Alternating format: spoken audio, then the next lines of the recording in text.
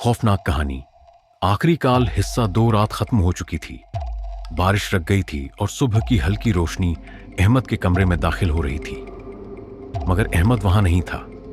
Police को इत्तला दी गई। जब एहलकारों ने कमरा खोला तो हर चीज अपनी जगह मौजूद थी, बस एक चीज गायब थी, अहमद खुद। फर्श पर उसका मोबाइल पड़ा था। स्क्रीन पर एक आखिरी पैगाम चमक रहा था, अब तुम्हारी बारी है।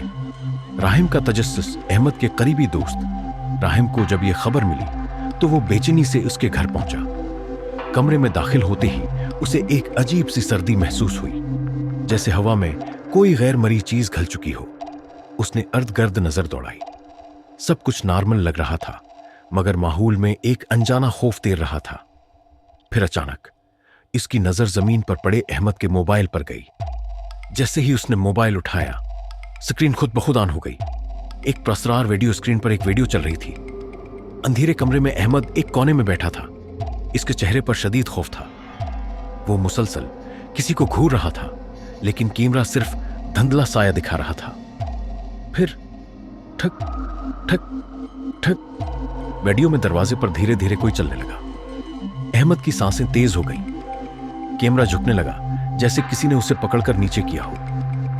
फिर अचानक वीडियो बंद हो गई। नामालूम नंबर की कॉल।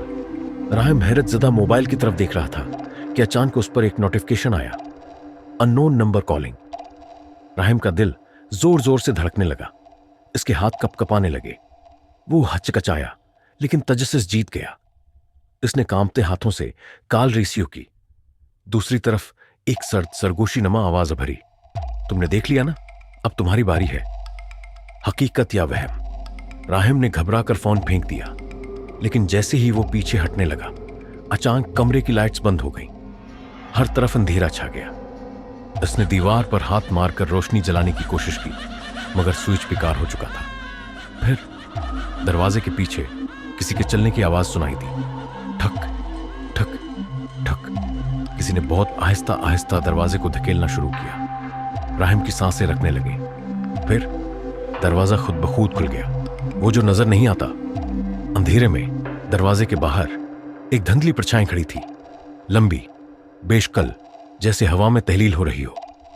राहिम ने एक कदम पीछे लिया, मगर जैसे ही उसने नजरें झुकाईं, उसे जमीन पर अपना ही अक्स नजर आया, मगर अक्स में उसके साथ कोई और भी था।